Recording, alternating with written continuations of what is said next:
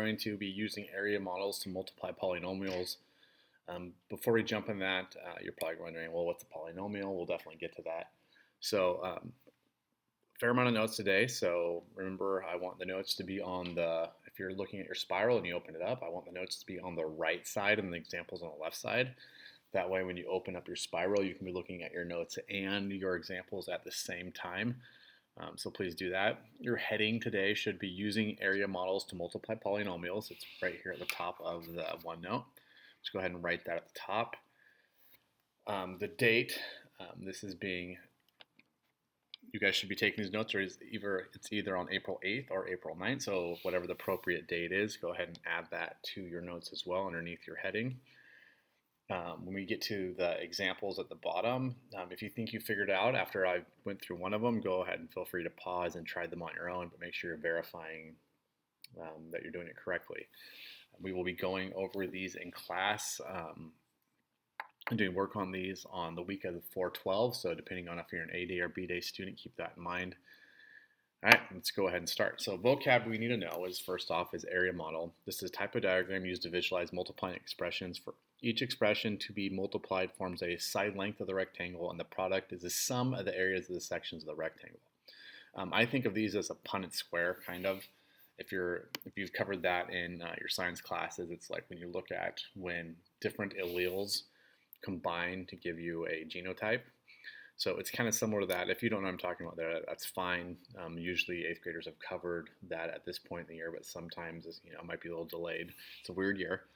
All right, the second term, which might actually be the more important term to understand, is this thing called a polynomial. So poly means many. Anytime you see the prefix poly, that's usually going to mean many. So it's an expression that can have constants, variables, whole numbers, exponents, and the terms can be combined using addition, subtraction, multiplication, and division. There can be no division by a variable, and a polynomial cannot have an infinite number of terms. So the last part is just a couple caveats, which kind of limitations of what a polynomial is. Basically, it's multiple terms, usually inside of a quantity. Quantity is just a fancy way of saying parentheses. All right. So let's talk about using area models to multiply polynomials. Okay. The area of a rectangle can be written in two different ways. So it can be written as a product of its width and length, or a sum of the areas of the smaller rectangles. For example, the area of the shaded rectangle can be written in two different ways. So let me zoom in on this. We can talk about this a little bit. So this model, sometimes when we have a full year with students, we'll actually go through this, but I think Olson and I both agree that this is kind of tedious, and often it's more confusing than I'd say benefit. And so what we're actually going to do today is significantly easier to do than looking at this. So basically what this model is we're taking one more of the caveat. When we actually do our area models later, I will be writing the terms on the left side and the top. This particular model, it's really meant for the terms to be written on the left side and the bottom. Ultimately, it doesn't really matter, but I just want you guys to recognize the difference. So if we're looking at, like, let's say we have x plus 4. X plus 4. So if you look at this real quick, what we have a x, right? And then each one of these 4s, right? Since we have one x and we have 4 1s, 1 plus 1 plus 1 plus 1 is 4. I can think of this as 1, 1, 1, and 1. And then over here for my width, you can say, well, Mr. Robbins, it looks more like a height. Whatever, it doesn't matter. Over here for my width, I have an x here, and then I have a 1 and I have a 1, okay? So now what's really happening here, so this right here just are two quantities multiplied together, x plus 4 multiplied by x plus 2. This is representing it as a product, because hence product multiplication, right? So we're going to multiply those two together. And then after we're done filling out our area model, right, we'll have the area, which we could call as a sum. That's basically adding up all the component pieces. So now how we got this x squared plus 6x plus 8? It's a great question.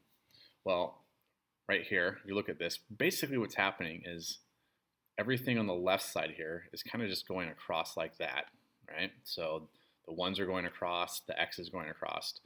On the bottom, this x is basically, all these terms are basically just going up. So anywhere where these intersect, we're going to multiply them. So x times x, x squared. X times 1 is x, x times 1 is x, x times 1 is x, x times 1 is x, x times 1 is x, x times 1 is x. So that covers our x squared, that covers our 6x. We have 6 x's. These boxes here that don't have anything in them are really 1s. 1 times 1 is 1, so boop, boop, boop, boop, boop, boop, boop, boop. So we have 8 1s, hence the 8. That's kind of how that works. So I'm going to tell you right now, what we're going to do is going to be way easier, way less tedious, and hopefully it will make way more sense in this model right here. But this is a precursor. It's kind of breaking down how it works. This kind of ties back into the idea of using multiplication tiles and different models. Like when you're learning how to multiply, for example, if we wanted to, let's just do something we already know. Let's say we had 15 times 12, right? We could set up an area model for 15 times 12 pretty easily. Okay, so let's go ahead and this is kind of a precursor to the procedure we're about ready to do, but just recognize that this has to deal with multiplying two numbers we know, not quantities.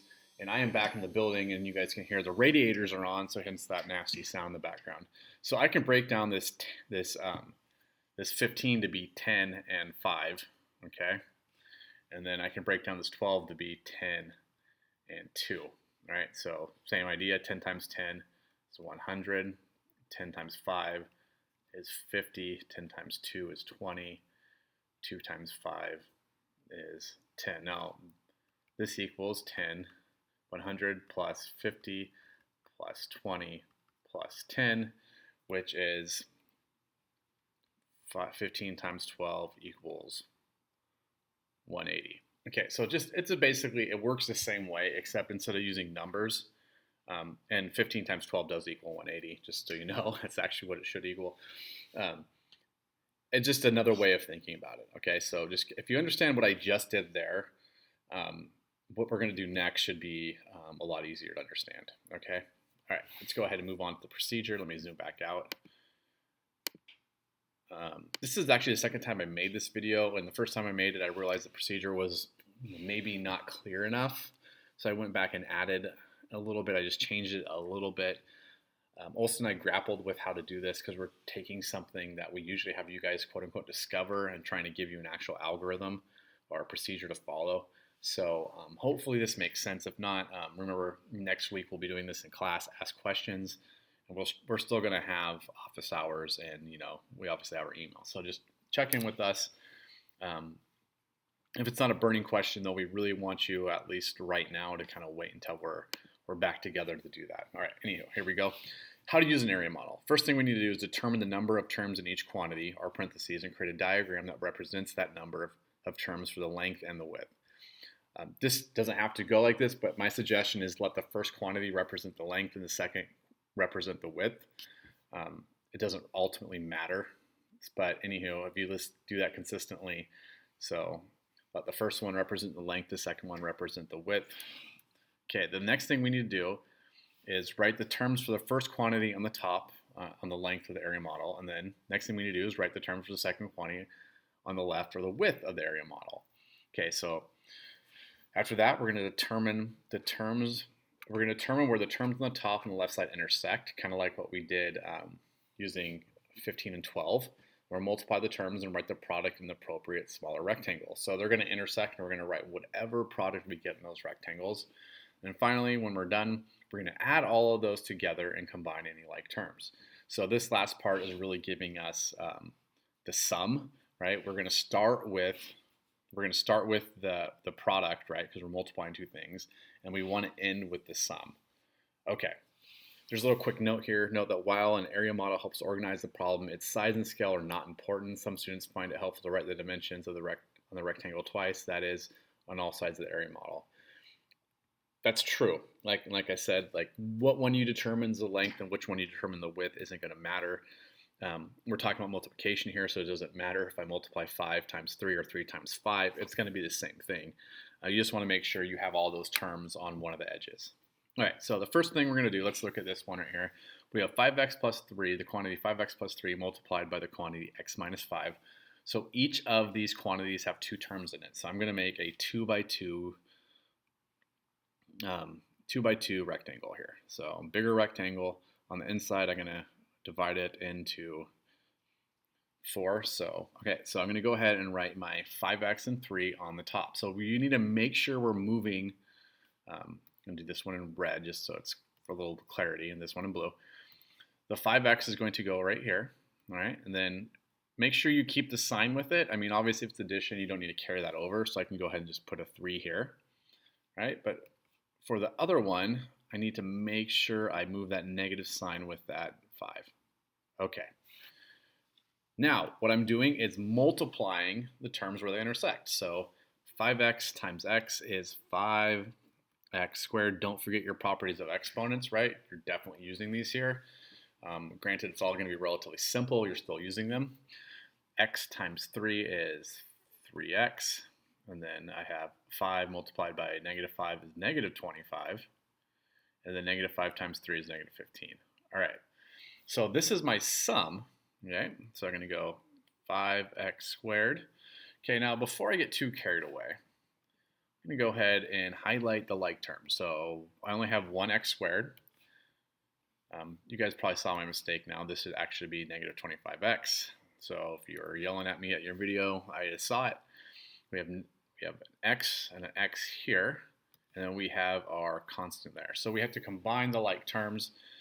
You might want to write these down and then combine them, or you could recognize what they are inside of your area model and combine them before you write them down as a sum.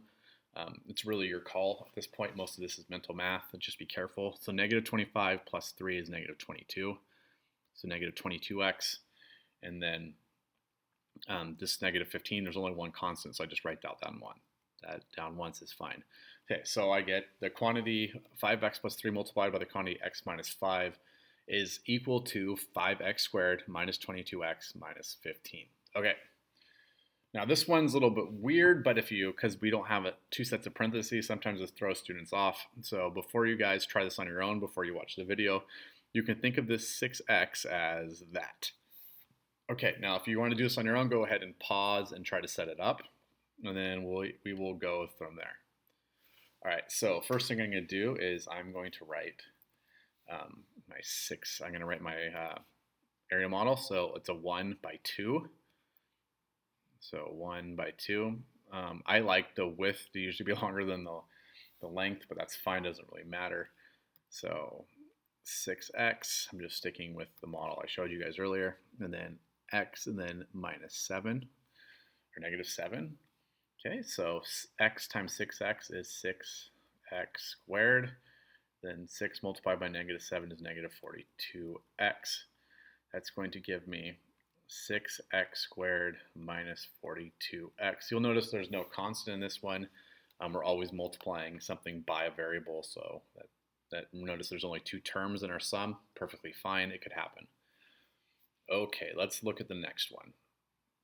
So if you're doing this on your own, go ahead and pause, try it, and then watch the video afterwards to see if you're doing it right. This time we have a 3 by 2. So I'm going to go ahead and make this relatively wide. All right, 3 by 2. Then we have, I'm going to go ahead and put these on the top. So x, 3y, 8. And then on the left side, I'm going to put x and 2. You notice there's no negative values, so I didn't bother putting a negative value in there. Sip of coffee, pause. Sorry about that. Yeah, one of the drawbacks of coming back to the building in the morning is I no longer get to sleep in, so coffee is definitely required. All right, let's go ahead and do this. X times x is simply x squared. Okay? It doesn't matter if you want to go across or down in columns. You can do rows or columns. I don't care. It's going to be the same thing. X times 3y would be 3xy. Remember, generally speaking, we put the variables in alphabetical order. X times 8 is 8x. Right? X times 2 is 2x. 2 times 3y is 6y. 2 times 8 is 16. So let's go ahead and identify some like terms. So I only have the x squared once. I only have the 3xy, or the xy, once. I have the x variable on 2 times there. I have the y variable by itself 1 time. And then I have 1 constant. Okay, now how we list them, let's go ahead and combine our like terms. So the only thing we have to combine is the x's, so 2 plus 8 is 8x. Now when I write these down, when I write down a sum for something like this, Miss Olson and I are going to be fairly lenient if you guys write these down. We want to make sure you're combining like terms and getting everything down. Generally what you want to do is kind of start with the highest exponent value. In this case, and like when you think about this, think about the total exponent value. So right here we have a 1 and a 1. Yes, I can't combine them. But there's kind of, both of those are to the power of 1, so you can kind of think of that as a 2. Okay, we're kind of getting in the weeds here, so bear with me. First thing I'm going to write down though is my x squared. And then I notice this also has kind of equivalent, so it's going to be 3xy. Now I'm going to go ahead and write down what's remaining in alphabetic order, so the x is first. So that is 10x, and then you go ahead and drag this out of the way. Sorry about that. Whoop. Look at that magic. All right, back to what we were doing. Okay, then I'm going to add my y up there, so 6y, and then 16. Okay, so you notice power 2, then we have 2 variables per the term, so that's going to go next, and then go alphabetical from there, and usually your constant's going to be on your far right. All right, that one's done. It's simplified as far as we can go. I hope you guys are kind of understanding how the terms intersect and you multiply, and hopefully you get the combining like terms part as well. All right, you're going to do the next one on your own. Go ahead and pause. All right, here we go. So I have a 2 by 2. So we're going to go ahead and write this one in red, the second one in blue, after I make my area model. So simple 2 by 2. Okay. So on the top I have x squared, and make sure you carry that negative sign, -5. On the right side I have x, and then I have 6. Now I'm going to go do exactly what I've been doing before. Okay, so x times x squared would be x cubed.